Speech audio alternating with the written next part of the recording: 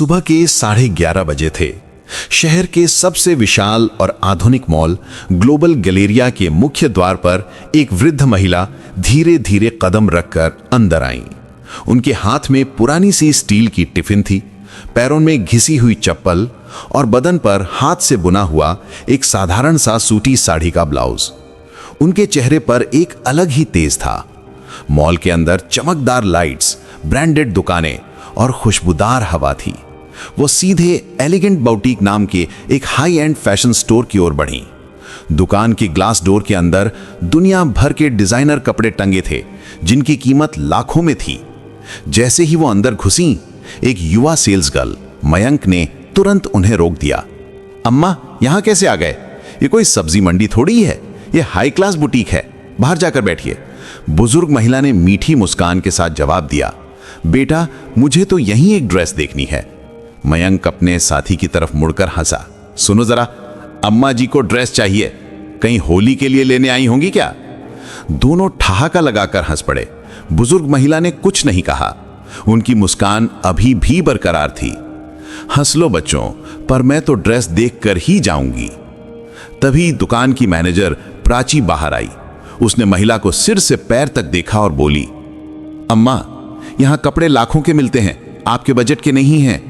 आप पास वाले local market में चली जाइए।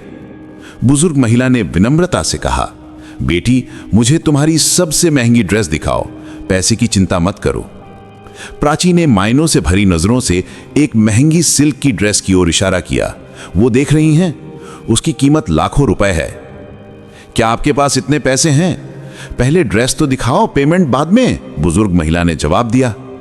प्राची ने मयंक से कहा, जरा अम्मा जी को उनकी पसंद की ड्रेस दिखा दो, टाइम पास में क्या हर्ज है। मयंक ने ड्रेस उतारी। बुजुर्ग महिला ने उसे हाथ से छू कर देखा और बोली, कपड़े की क्वालिटी अच्छी है, पर तुम लोगों के व्यवहार की क्वालिटी बहुत खराब है, मैं मालिक से शिकायत करूंगी। प्राची फिर हंस पड़ी। वो तो अब मालिक से मिलना है, वो तो दिल्ली में बैठते हैं, आप जाइए और शिकायत करिए।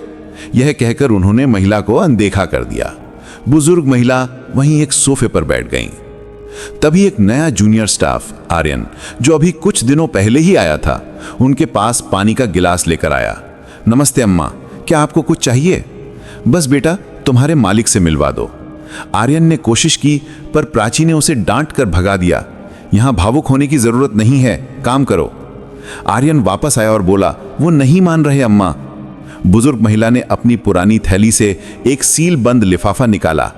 ये लो बेटा, इसे अपनी मैनेजर को दे देना जब वो अकेली हो। आर्यन ने लिफाफा लिया और मौका देखकर प्राची के टेबल पर रख दिया। शाम को जब प्राची ने लिफाफा खोला तो उसके हाथ कांपने लगे। उसमें लिखा था, प्रिय प्राची, आज तुमने जो नाटक देखा वह एक टेस्ट था। मैं सरिता खन्ना, एलिगेंट बुटीक की मालकिन हूं। मैंने खुद को ग्राहक बनाकर आज तुम्हारी असली क्वालिटी देखी। कल सुबह 10 बजे हेड ऑफिस में तुम्हारी सर्विसेज की जरूरत नहीं रहेगी। सरिता खन्ना, संस्थापक, एलिगेंट ग्रुप। प्राची का सारा अहंकार चूर चूर हो गया। अगले दिन सरिता जी फिर आईं, इस बार अपनी टीम के साथ। प्राची और मयंक को तत्काल बर्खास्त कर दिया गया। आर्यन, जिसने इंसानियत दिखाई, उसे दुकान का असिस्टेंट मैनेजर बना दिया गया। सरिता जी ने सबके सामने कहा, याद रखो, ब्रांड की पहचान उसके प्रोडक्ट से नहीं, उसके व्यवहार से होती है। जो ग्राहक को उसके कपड़ों से आंकता है, वह कभी बड़ा नहीं बन सकता। मॉल की चकाचौंध में एक और सबक दर्ज हो गया, इंसानियत सबसे बड़ा ब्रांड है।